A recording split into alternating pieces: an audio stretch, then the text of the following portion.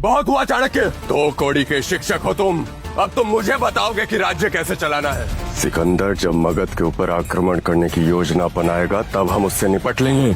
इससे पहले कि हम भूल जाएं कि तुम एक ब्राह्मण हो, जिस गति से यहाँ पर आए थे उसी गति से वापस लौट जाओ।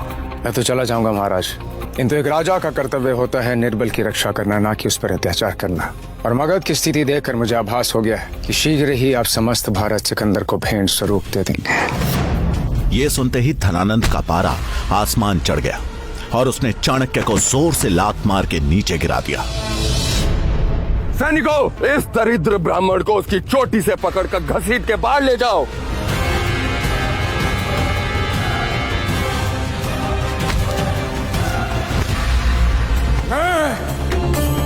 चाणक्य पुत्र चाणक्य, तक्षशिला का आचार्य, धरती और आकाश समेत 10 दिशाओं को साक्षी मानकर आज ये प्रण लेता हूं, जब तक तेरे और तेरे नंदवंश का समूल नाश नहीं कर देता, जब तक इस राज सिंहासन पे किसी योग्य राजा को नहीं बिठा देता, मैं अपनी शिखा नहीं बांधूंगा। आचार्य चाणक्य की यह प्रतिज्ञा नंद वंश के विनाश और अखंड भारत के निर्माण की घोषणा थी, जिसे सुन सब सन्न रह गए और चाणक्य बिना पीछे मुड़े वहां से निकल गए। सैनिकों, यदि ये ब्राह्मण भविष्य में इस राज्य के आसपास कहीं भी नजर आए तो इसका सर धड़ से अलग कर बीच बाजार में लटका दिया जाए। धनानंद से मिले अपमान के बाद चाणक्य ने उसी दिन मगध छोड़ दिया और अब आचार्य चाणक्य के जीवन का एक ही लक्ष्य था, एक ऐसे राजा को चुनना जो धनानंद की राजगद्दी छीन सके। जंगल से गुजरते समय चाणक्य को एक 14 साल का बच्चा देखा। मैली धोती पहने और कमर में गुलेल लटकाए ये बच्चा चीते की तरह घात लगाए आगे बढ़ रहा था। कुछ दूर पीछे चलने के बाद चाणक्य ने देखा कि वो बालक जिन 2 लोगों का पीछा कर रहा है वो भी एक अकेले जा रहे यात्री का पीछा कर रहे हैं।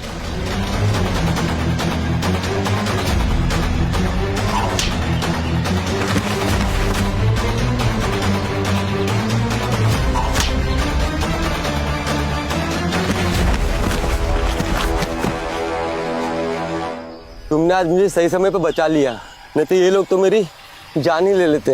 अरे नहीं, ये लोग आपकी जान नहीं लेते, केवल आपको लूटकर यहाँ से चले जाते हैं। परंतु अब आप सुरक्षित हैं, आप यहाँ से जा सकते हैं। धन्यवाद। बालक, ये क्या किया तुमने? क्यों लिए इनके प्राण?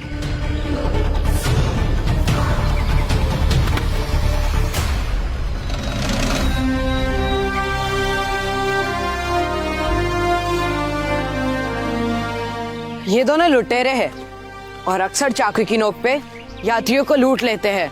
परंतु अब चिंता मत कीजिए, ये दोनों कुछ समय बाद उठ जाएंगे। तुम इतने विश्वास से कैसे कह सकते हो कि इन्हें कुछ नहीं हुआ? क्योंकि मैंने उन्हें एक ऐसी जगह मारा है जहाँ पे वो केवल मूर्छित हुए हैं, उन्हें चोट नहीं आई है। मेरे लिए वो यात्री और ये दोनों चोर एक समान है। नाम क्या है तुम्हारा? चंद्रगुप्त। इस बालक में मुझे मगध का भविष्य दिखाई दे रहा है। एक राजा में दया और वीरता का संतुलन होना चाहिए। मिल गया मुझे मगध का भविष्य, मगध का भावी सम्राट। मगध के राज सिंहासन पे चंद्रगुप्त बैठेगा और उससे उस सिंहासन तक मैं पहुंचाऊंगा। चंद्रगुप्त ने चाणक्य की बहुत बड़ी चिंता दूर कर दी थी। किस गुरुकुल से हो तुम और कौन है तुम्हारा गुरु? मेरा कोई गुरु नहीं है, मैं एक सेवक हूँ, अपने स्वामी के लिए काम करता हूँ। कौन है तुम्हारा स्वामी? मैं उससे मिलना चाहता हूँ। मैं तक्षशिला का आचार्य हूँ और मैं चाहता हूँ कि तुम मेरे साथ तक्षशिला चलकर अपनी शिक्षा की पूर्ति करो।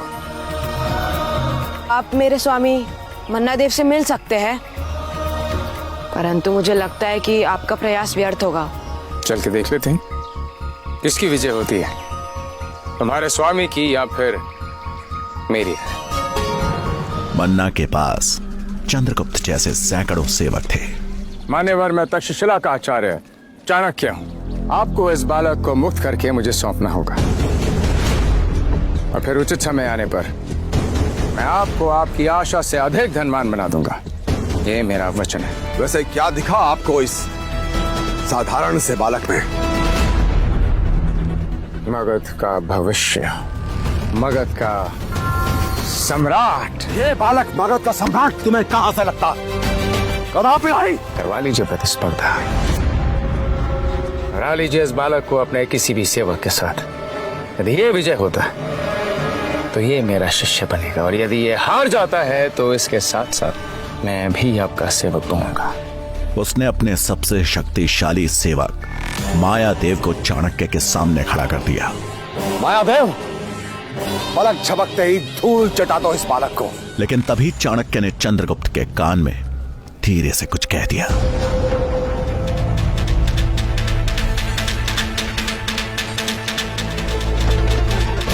तभी मायादेव ने चंद्रगुप्त पर हमला बोल दिया। हालांकि चंद्रगुप्त अपनी फुर्ती दिखाते हुए बच गया। फिर कुछ देर यही चलता रहा। तभी अचानक चंद्रगुप्त ने मायादेव के घुटनों पर प्रहार किया। मायादेव, अगर तू इस बालक से हार गया तो मैं तुम्हें कभी माफ नहीं करूंगा। मन्ना के चिल्लाने से चंद्रगुप्त का ध्यान एक पल के लिए भटक गया। तभी मायादेव ने इसका लाभ उठाया और चंद्रगुप्त को अपने चंगुल में फंसाकर दूर हवा में उछालकर फेंक दिया। चंद्रगुप्त जमीन पर धड़ाक से गिर पड़ा। ये देख चाणक्य थोड़े निराश हो गए, जबकि मन्ना और वहां उपस्थित भीड़ शोर मचाने लगी। इसी शोर में चंद्रगुप्त को एक दबी सी चीख सुनाई दी और वो तुरंत वहां से भाग निकला। तभी एक लड़का दौड़ता हुआ आया। स्वामी, आपके पत्नी, उनको गौशाला में खूंखार भूखे तेंदुआ ने घेर लिया है, जल्दी चलिए। ये सुन मन्ना हड़बड़ाहट में गौशाला की तरफ भागा। गौशाला के बाहर लोगों की भीड़ जमा थी। अंदर से मन्ना की पत्नी की चीखने चिल्लाने की आवाज आ रही थी। ये चीख सभी के कानों में पड़ रही थी, लेकिन अंदर जाने की हिम्मत किसी की नहीं हो रही थी। और तभी सबको अचंभित करते हुए बालक चंद्रगुप्त ने गौशाला के अंदर छलांग लगा दी।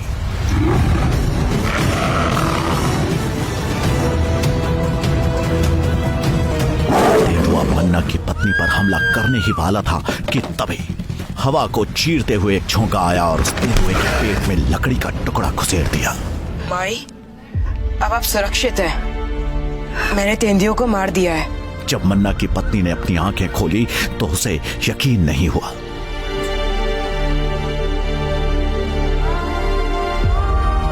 जिस चंद्रगुप्त को सभी कमजोर बालक समझते थे, आज उसने ऐसा काम करके दिखाया जो बड़े से बड़ा सूरमा भी ना कर पाए।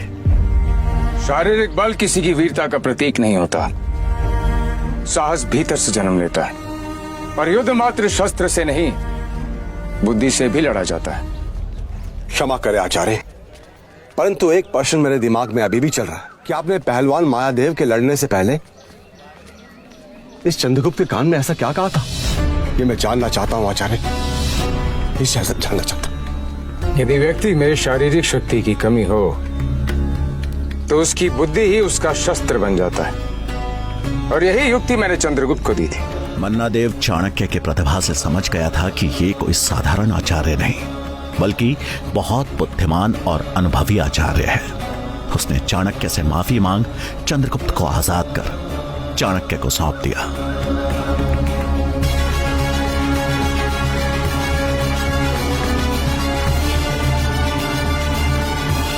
चाणक्य चंद्रगुप्त को लेकर वहां से चल तो पड़े, लेकिन उनका मन किसी गहरी चिंता में डूबा हुआ था। मुझे अपनी पत्नी यशोधरा की चिंता हो रही है। धनानंद के सैनिकों को मेरी पत्नी की वहां उपस्थिति का पता चल गया तो वो मेरी पत्नी को जीवित नहीं छोड़ेंगे। किंतु एक मार्ग है। मगध में प्रवेश करने का एक द्वार है जहां पे सबसे कम सुरक्षा व्यवस्था रहती है। हम उसी द्वार से मगध में प्रवेश करेंगे। चाणक्य बिना कोई पुनर्विचार किए वापस मगध की तरफ चल दिए। कुछ ही पलों में चंद्रगुप्त चाणक्य के घर के बाहर था। तो उसने हर तरफ नजर दौड़ाई, लेकिन वहां पे ऐसा कोई भी सैनिक या गुप्त सैनिक नहीं दिखाई दिया। यशोधरा ने दरवाजा खोला। माता, भिक्षा मिलेगी? लगता है तुम बहुत देर से भटक रहे हो। ठहरो, मैं अभी आई। ये बोलते हुए यशोधरा अंदर चली गई। कुछ समय बाद जब वो भोजन और पानी लेकर लौटी तो यशोधरा ने चाणक्य को अपने सामने अचानक खड़ा पाया।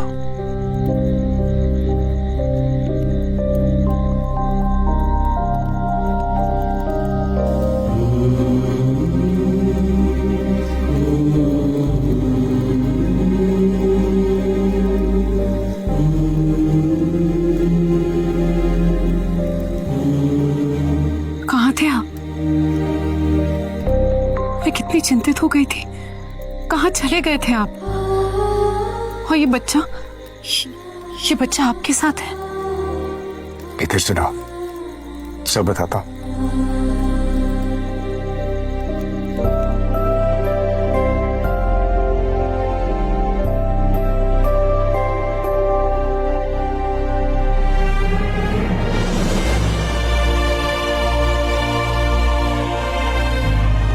यशोधरा ने अचानक से कई प्रश्नों की झड़ी लगा दी। चाणक्य ने भी सभी प्रश्नों का उत्तर बड़े धैर्य से दिया।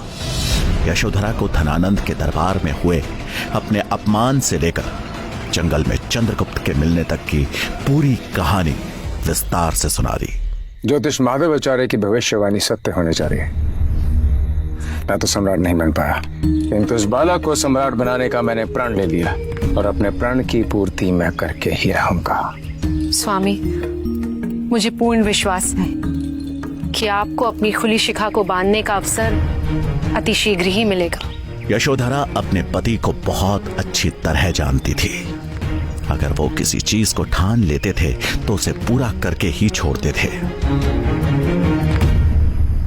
रात को जब यशोधरा भोजन की तैयारी कर रही थी तभी चाणक्य रसोई में आए। उनके हाथ में एक प्याले में रखा गाढ़ा सा पदार्थ था, जिसे देखकर यशोधरा ने उत्सुकता से पूछा, स्वामी, औषधि, आपका स्वास्थ्य तो ठीक है? ये औषधि नहीं, ये विष है। विष? विष? परंतु किस लिए? चंद्रगुप्त के लिए। तुम उसके भोजन में मिला के उसे खिला देना। नहीं, मैं ऐसा नहीं कर सकती। स्वामी, आप ऐसे कह भी कैसे सकते हैं? इतना छोटा बालक, और आप मुझसे कह रहे हैं कि उसके भोजन में विष मिला दूं? इंद्रक में तुम्हें जितना कहा है तुम था।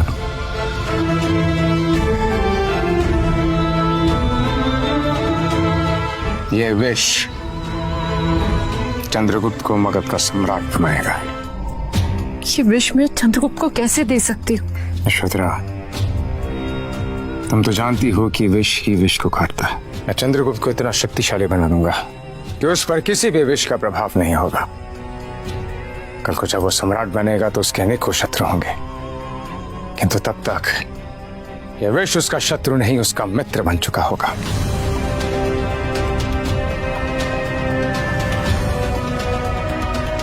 मैं चंद्रगुप्त को इतना शक्तिशाली बना दूंगा कि विष का कोई भी विष उसका बाल भी बांका ना कर पाए।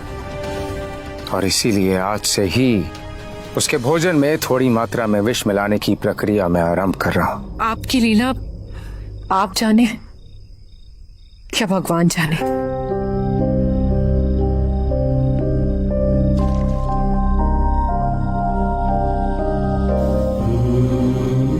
थोड़ी ही देर में विष ने अपना असर दिखाना शुरू किया।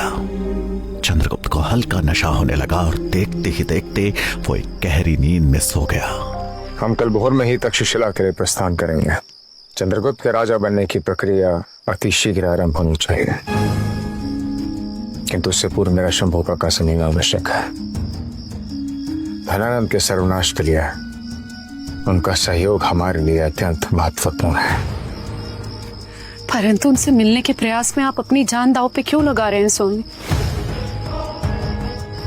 जब संकल्प ले ही लिया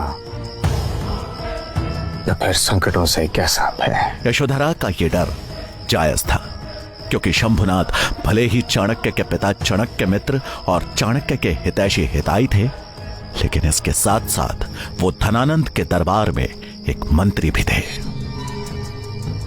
चाणक्य बगैर समय गवाए तुरंत उनके पास गए और अपना कंबल हटाते हुए उन्हें प्रणाम किया। तुम काका, तुम्हें पता है यदि किसी ने यहाँ तुम्हें देख लिया तो मृत्यु दंड तय है। मैं मात्र आपको ये बताने आया हूँ कि धनानंद के सर्वनाश की प्रक्रिया आरंभ हो चुकी है। एक बालक को मगध का भावी राजा बनाने की शिक्षा देने के लिए मैं तक्षशिला लेके जा रहा हूँ, और धनानंद को राज सिंहासन से उतारने के लिए मैंने जो योजना बनाई है वो आपके साथ के बिना सफल नहीं हो सकती, और इसीलिए आपसे मैं प्रार्थना करने आया हूँ।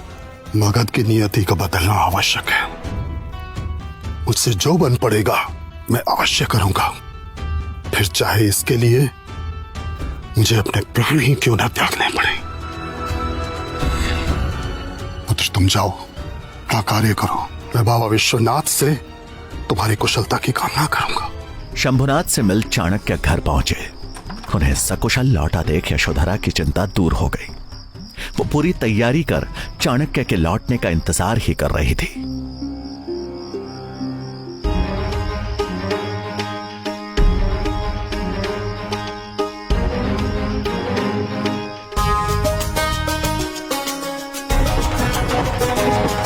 सूरज की पहली किरण निकलने तक चाणक्य और चंद्रगुप्त मगध की सीमा से बाहर निकल चुके थे।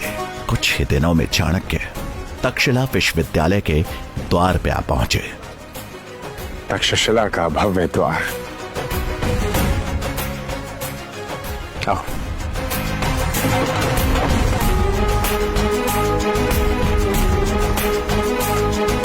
चंद्रगुप्त, तुम यहाँ प्रतीक्षा करो, मैं तुम्हारे प्रवेश की अनुमति लेकर आया था। चाणक्य चंद्रगुप्त को एक जगह प्रतीक्षा करने की बात को कहकर आचार्य कक्ष की तरफ चल दिए, जहां विश्वविद्यालय के कुलपति और बाकी शिक्षक गण भी मौजूद थे। कुलपति महोदय, शिक्षकगण प्रणाम। मैं अपने साथ यहाँ पर एक बालक को लेकर आया हूँ जिसका नाम है चंद्रगुप्त। उसकी क्षमता का प्रशिक्षण करने के पश्चात ही मैं उसे अपने समक्ष लेकर आया। आपसे आग्रह है कि शिक्षा प्राप्ति हेतु आप उसे इस गुरुकुल में प्रवेश की अनुमति दीजिए। आचार्य चाणक्य, आप हमें बस ये बताएं कि जिस बालक को आप यहाँ लेकर आए हैं क्या वो किसी राजकुल से है? आचार्य, वो क्षत्रिय अवश्य, किंतु किसी राजकुल का नहीं। ये सुन के वहां बैठे सभी शिक्षकगण हैरान रह गए। फिर उसे प्रवेश कैसे मिल सकता है आचार्य? उसके गुणों के आधार पर इस महान विश्वविद्यालय की, इस प्रतिष्ठित गुरुकुल की गरिमा यहाँ का ज्ञान है। वो ज्ञान जो हम सभी छात्रों को समान रूप से देते हैं। तो ज्ञान प्राप्ति का अवसर भी तो सभी छात्रों को समान रूप से मिलना चाहिए, ऐसा मेरा मानना है। किंतु उसके पश्चात भी जो कुलपति महोदय का निर्णय होगा उसे ही अंतिम निर्णय माना जाएगा। आचार्य गजानन, आचार्य चाणक्य की बातें कुछ हद तक उचित तो है, इसलिए यहाँ के कुलपति होने के नाते मैं ये निर्णय लेता हूं कि आचार्य चाणक्य द्वारा लाए गए बालक को हमारे यहाँ प्रवेश के लिए यहाँ की परीक्षा में सफल होना पड़ेगा। अगर वो सफल होता है तो तक्षशिला का द्वार उसके लिए खुल जाएंगे। मुझे आपका निर्णय स्वीकार है कुलपति महोदय। मुझे भी आपका निर्णय स्वीकार्य है कुलपति महोदय, परंतु एक निवेदन है कि यह परीक्षा निष्पक्ष रहे और उसके लिए आवश्यक है एक ऐसी परीक्षा समिति का गठन करना जो आचार्य चाणक्य के प्रभाव से प्रभावित होकर नहीं अपितु चंद्रगुप्त के गुणों को परख कर निर्णय ले। मैं आपकी अनुमति से इस परीक्षा समिति का गठन करना चाहता हूं। अनुमति है। अनुमति मिलते ही गजानन के चेहरे पर एक कुटिल मुस्कान उभर आई।